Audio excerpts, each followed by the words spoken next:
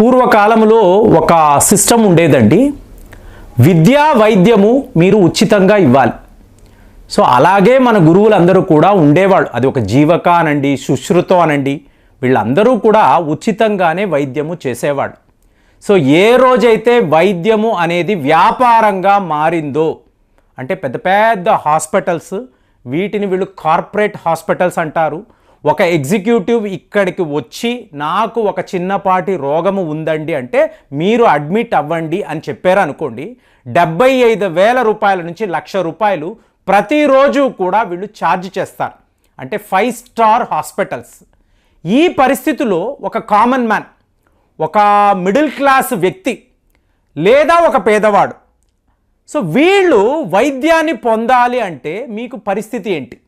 వీళ్ళు ఈ హాస్పిటల్స్లోకి వెళ్ళలేరు. వెళ్ళి వీళ్ళు మాకు ఈ రోగము ఉంది అంటే వీళ్ళు రాసే టెస్టులు 1,000 రూపాయల్లో ఉంటుంది. అలాంటిది ఈ సందర్భంలో హోమియోపతి అనబడే వైద్య విధానం నిజంగా శామ్యుయల్ హ్యాన్మెన్, ఈయనకి మనము చేతులెత్తి దండం పెట్టాలి. ఎందుకు అంటే చూడండి, మిత్రులు ఎంతమంది ఫోన్ కాల్స్ చేస్తున్నారు, మెసేజ్లు పెడుతున్నారు. మీరు భద్రాచలం వెళ్ళినప్పుడు మీకు ఇలా వామిటింగ్, లూస్ మోషన్స్ అయినప్పుడు ఒక 60 రూపాయల బాటిల్ పెట్టుకొని 5గురికి 2 చుక్కలు వేసి ఇలా నయమైంది అన్న ఈ మాట వినడానికి ఎంత అద్భుతంగా ఉంది అంటే, ఒక్కొక్కళ్ళు దోపిడీ చేస్తున్నారు ప్రేమ్ గారు. మరి దీన్ని తెలుసుకోవాలంటే, హోమియోపతి వైద్య విధానం గురించి తెలుసుకోవాలి అంటే, ఒక మిత్రుడు పెట్టిన కామెంట్ అంటే మీకు లక్షణాలు అన్నప్పుడు ఏంటి, సిమ్టమ్స్. ఒక వ్యక్తికి మీరు ట్రీట్మెంట్ ఇవ్వాలి అన్నప్పుడు హోమియోపతి పనిచేసే విధానం అండి ఎక్స్ట్రాడినరీగా ఉంటుంది. మిరాకిల్స్ జరుగుతూ ఉంటుంది. ఆల్రెడీ ఇంటింటా హోమియో వైద్యము అని ఈ పుస్తకం గురించి కూడా మాట్లాడాను.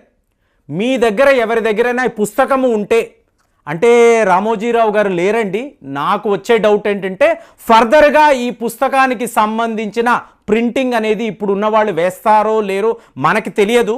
సో ఒకవేళ మీ దగ్గర ఈ పుస్తకము ఉంది అనుకోండి, లేదు అనుకోండి, నేను ఏం చేస్తానంటే దీని యొక్క ఫోటోకాపీస్ ఎన్ని కుదిరితే అన్ని చెయ్యగలను. సో మీకు ఎవరికైనా ఈ హోమియో వైద్యం పట్ల, ఇది ఒక గృహ వైద్యం అండి.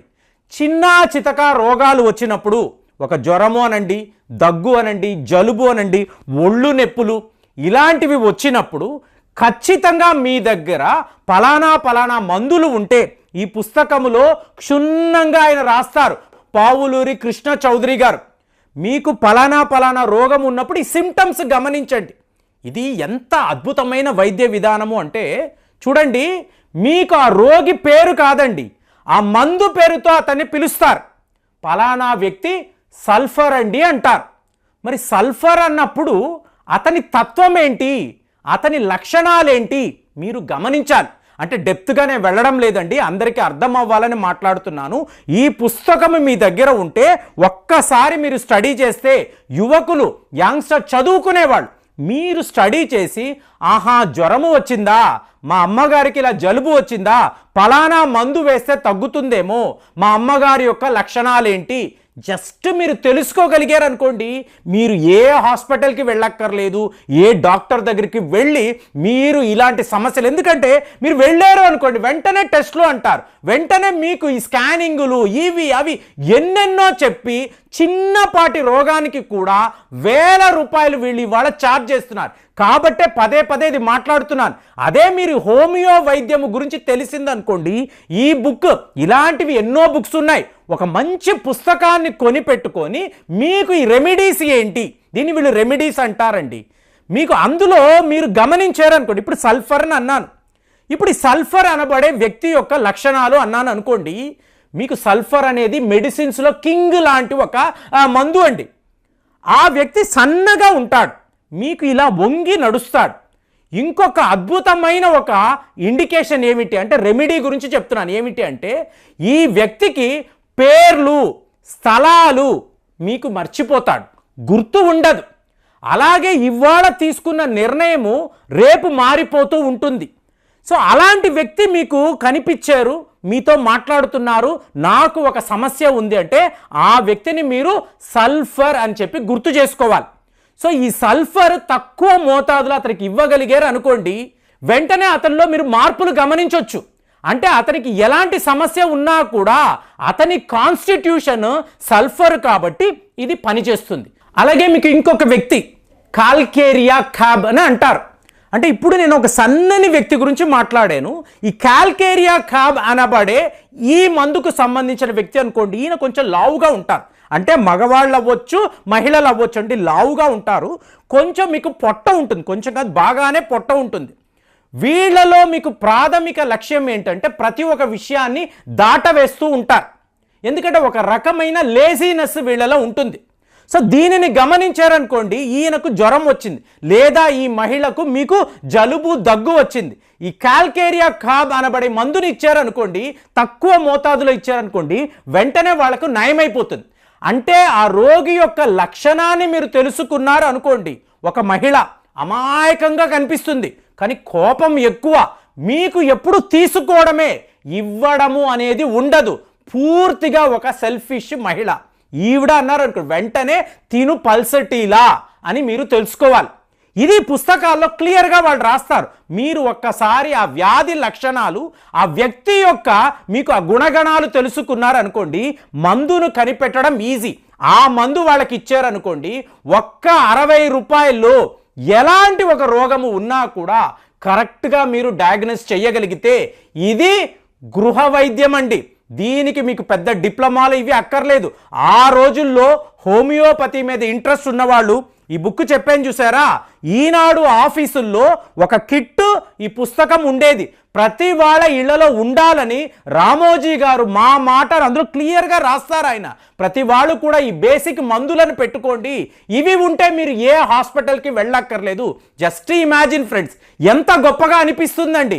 నాకు ఇవాళ ఒక సమస్య వచ్చింది, నా ఇంటిలోనే అద్భుతమైన మందులు ఉన్నాయన్నప్పుడు నాకు ఈ కార్పొరేట్ హాస్పిటల్స్ మామూలు హాస్పిటల్స్కో వెళ్ళి వేల రూపాయలు ఖర్చు పెట్టక్కర్లేదండి. ఇవాళ నాకు ఒక కిడ్నీ సమస్య ఉంది ప్రేమ్ గారు అంటారు, ఒక ఫ్యాటీ లివర్ సమస్య ఉంది అని అంటారు. నేను నా గ్రూప్ ఆఫ్ టీమ్ ఉన్నారు. సో వీళ్ళతో ఆలోచించి నేను 1000 రూపాయలలోగా వీళ్ళకి ఆ మందులు ఇవ్వగలిగి వాళ్ళకి నయమైందనుకోండి, ఎంతోమందికి సంవత్సరాల తరబడి, ఇప్పుడు ఈ కాన్స్టిపేషన్ సమస్య 15 ఏళ్ల నుంచి నాకు ఉందండి, లక్షల రూపాయలు ఖర్చు పెట్టాను అన్నారు. ఒక్క వారములో నేను పలానా మందులు వాడండి అని చెప్తే ఆయన వాడారు, నయమైపోయింది. స్వయంగా వాళ్ళు కామెంట్స్లో పెట్టినప్పుడు ఎంత బాగా అనిపిస్తుందంటే, గృహ వైద్యములో ఇన్ని మిరాకిల్స్ జరుగుతాయా, మనం ఇంత ఈజీగా సొల్యూషన్స్ వెతకగలమా? ఇప్పుడు చూడండి, WH షోజ్లర్ అంటారు. ఆయన 12 లవణాలు అని చెప్పి, అంటే ఒక మనిషి చనిపోయిన తరువాత వీళ్ళు ఆ బూడిద తీస్తారు చూసారా, అతని దహనము చేసిన తరువాత ఆ బూడిదను వీళ్ళు ల్యాబ్కి ఇచ్చారండి. ఈ ల్యాబ్లో వాళ్ళు పరిశోధనలు చేస్తే 12 లవణాలు, బేసిక్ ఎలిమెంట్స్, మినరల్స్ ఈ బూడిదలో ఉంది. అంటే ఒక మనిషి యొక్క నిర్మాణము, బోన్స్ అనండి, టిష్యూస్ అనండి, నరాలు అనండి, దేనైనా కలిపి ఈ 12 రకాల మినరల్స్ ఈ వ్యక్తిలో ఉంటుంది, ఈ వ్యక్తి యొక్క నిర్మాణంలో ఉంటుంది. ఇవి మీ దగ్గర ఉంటే ఎలాంటి సమస్యకైనా మీరు పరిష్కారం వెతకవచ్చని మీకు WH షోజ్లర్ ఈయన ప్రతిపాదించాడు. సింపుల్ రెమెడీస్ అండి. నా దగ్గర 12 మినరల్స్ కూడా నేను ఎప్పుడూ నా దగ్గర ఉంచుకుంటాను. ఎంత పెద్ద సమస్య వచ్చినా కూడా ఈ 12 లవణాలను పెట్టుకొని నేను ఎన్నో రకాలుగా ఎంతోమందికి రెమెడీస్ ఇవ్వగలిగాను. సో ఇదంతా ఏంటి, ఒక్క గృహ వైద్యం. ఇవాళ వీడియో మాట్లాడుతున్న టైంలో మీటింగ్లో నేను ఇదే విషయమే మాట్లాడుతున్నాను. ఎందుకంటే మీరు గ్రామాల్లో ఉన్నా, నగరాల్లో ఉన్నా, మీరు ఒక చిన్నపాటి ఈ పుస్తకము, కొన్ని మందులు పెట్టుకుంటే ఎంతోమందికి మీరు సహాయపడగలరండి.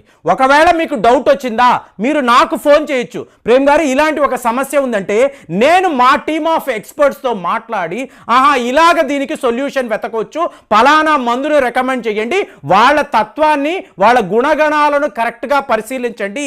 సో ఇలాంటి ఒక విధానం, ఇలాంటి ఒక వైద్య విధానము మన దేశంలో ఉన్నప్పుడు ఎంతోమంది అద్భుతమైన హోమియోపతి డాక్టర్లు ఉన్నప్పుడు వాళ్ళను మనం సంప్రదించి వాళ్ళ దగ్గర మందులు తీసుకోవడం వలన ఈ వేల రూపాయలు లక్షల రూపాయలను మనం ఆటోమేటిక్గా ఆపగలము.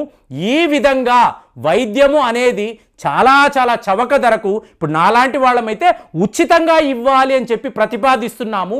దీనికి సంబంధించి ఎన్నో ప్రయత్నాలు చేస్తున్నాము. ఎందుకంటే వైద్యము అనేది ఎప్పుడూ కూడా వ్యాపారంగా మారకూడదండి. మారినప్పుడు చాలా ఒక పెద్ద పాపులేషన్ ఇబ్బంది పడతారు, చాలా రకాలుగా వాళ్ళు నష్టపోతారు, వాళ్ళకు ఎటువంటి సహాయ సహకారాలు అందవు. కాబట్టి హోమియోపతి మీద ఒక మంచి అవగాహన తెచ్చుకోండి. ఆ పుస్తకాలు తెచ్చుకొని చదవగలిగి మీరు మీ ఇళ్లలోనే మంచి మందులు పెట్టుకోగలిగారనుకోండి, ఈ గృహ వైద్యము అద్భుతంగా పనిచేస్తుంది. హోమియోపతి మీద మీకు ఎంత అవగాహన ఉంది కామెంట్స్లో రాయండి. మళ్ళీ వచ్చే వీడియోలో కలుద్దాం. జై హింద్.